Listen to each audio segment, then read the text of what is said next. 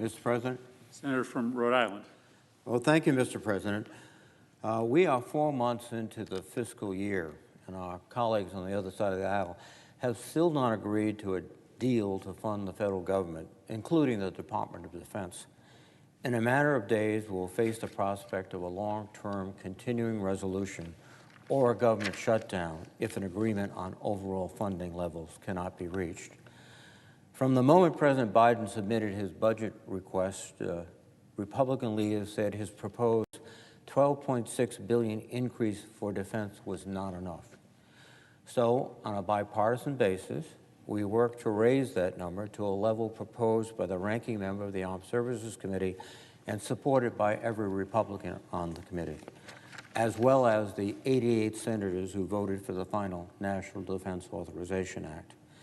But even with that defense number in hand, our Republican colleagues continue to draw out negotiations on a top-line funding number for the federal government. In doing so, they risk pushing us into a full-year continuing resolution that would fund defense at a level that is less than President Biden's initial request. And let me say that again. They were deeply critical of the president's proposal.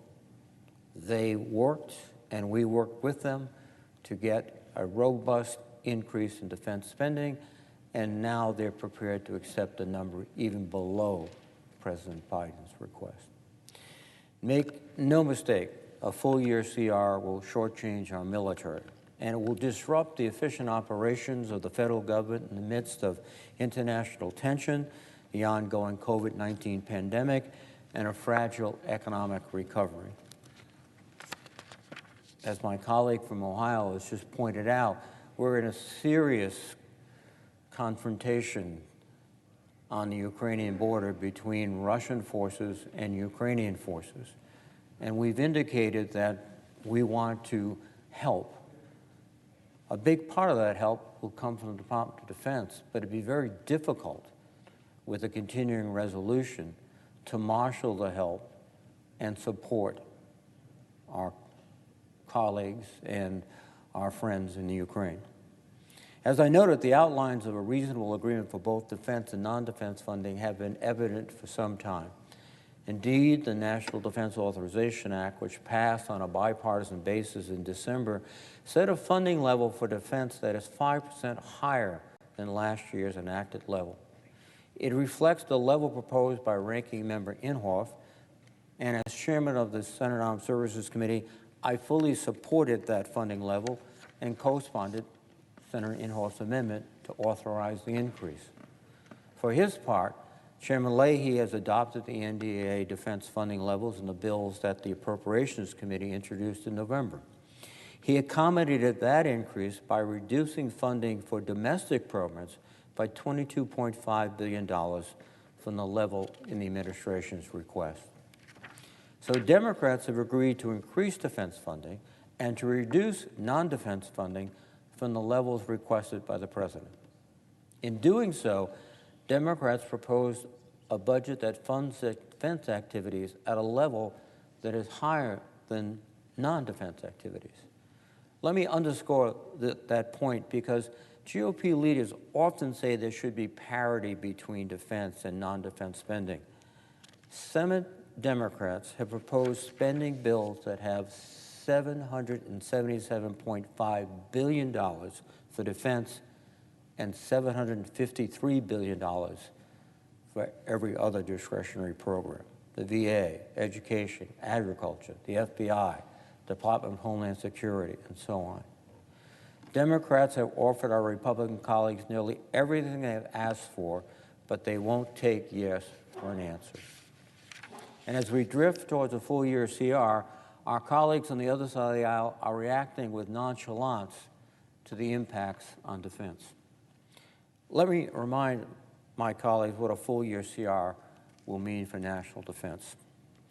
It will mean that defense spending would be about $37 billion lower than the levels set out in the NDAA and lower than the funding levels requested by President Biden. Yes, those levels they criticized so aggressively that President Biden suggests, If they pursue this path of a CR, the numbers for defense will be less than the President's initial request. It means military personnel accounts would be funded $5 billion below what the department requested. A CR means DOD will have to cannibalize other accounts in order to provide the pay raises and other benefit increases that our service members rightfully deserve. It means the Pentagon may have to delay or suspend permanent change of station moves and accession of troops. Again, all of this in the context, as my colleague from Ohio pointed out, of a major crisis in Europe and of growing concerns about Chinese activities in the Pacific. It means training and readiness accounts will fall about $5.3 billion short of what the department requested. And the key to the morale of soldiers, among one of the most important keys, is that they're well trained and they're prepared. We owe it to them to give them that training and ensure they are prepared. It means that military health care account would be short over $1 billion. A CR also means that we will be tied to funding priorities from a year ago, even though circumstances have changed markedly. For example, our military engagements with Afghanistan and Eastern Europe are vastly different from last year. Funding will be trapped in the wrong accounts, and the Defense Department will not have the flexibility to move it where it is needed. A CR will prevent the Defense Department from effectively modernizing and reinvesting in new programs. Because new program starts are not allowed under a CR, the Department of Defense would be forced into funding legacy systems that are outdated and inefficient. Meanwhile, important new initiatives and acquisitions would be delayed. We won't be able to fund the 3 additional ships and 7 more Joint Strike Fighters in the Navy's 2022 budget. The Marines would have to delay procurement of the MQ-9A Reaper UAV and the amphibious combat vehicle. The Space Force would have to cut 2 of the 5 planned national security space launch missions. And the Air Force would have to delay the ground-based strategic defense program and the long-range standoff weapon. DOD also wouldn't be able to start over 100 military construction projects, new facilities that our service members need to do their jobs safely and effectively. This includes, among others, $32 million in Air Force corrosion and simulator projects in Florida, $55 million for a Joint Operations Center at Fort Polk in Louisiana, $56 million in total projects for Wisconsin, $75 million in total projects for Georgia, $94 million in total projects for Michigan, $161 million in total projects for Texas, $186 million in total projects for California, $251 million for a one-way extension at Joint Base Elmendorf-Richardson in Alaska, $251 million in total projects for South Dakota, and $321 million in total projects for North Carolina. Finally, a CR will disrupt DOD's partnership with outside partners in the private sector and academia and our allies, because they inject uncertainty, instability, and additional cost to R&D and acquisition processes. In short, a year-long CR would make us less competitive with our adversaries and less able to respond to the rapidly changing global landscape, which was illustrated so eloquently by my colleague from Ohio. It would be a self-inflicted wound at a dangerous time for the country and our international partners. The impact will not only be felt on the defense side of the ledger. As the COVID-19 pandemic continues to produce new and potentially dangerous strains, we risk losing $5 billion in research at the NIH and $2.4 billion in funding for our public health infrastructure, including funding for the CDC, BARDA, and the National Disaster Medical System. And a CR would sacrifice $3 billion in new investments in mental health. And one of the obvious outcomes of this pandemic is the mental health challenge that is facing all Americans, and particularly young Americans. We risk losing a proposed $400 increase in the maximum Pell Grant just as schools and students are trying to finalize financial aid packages.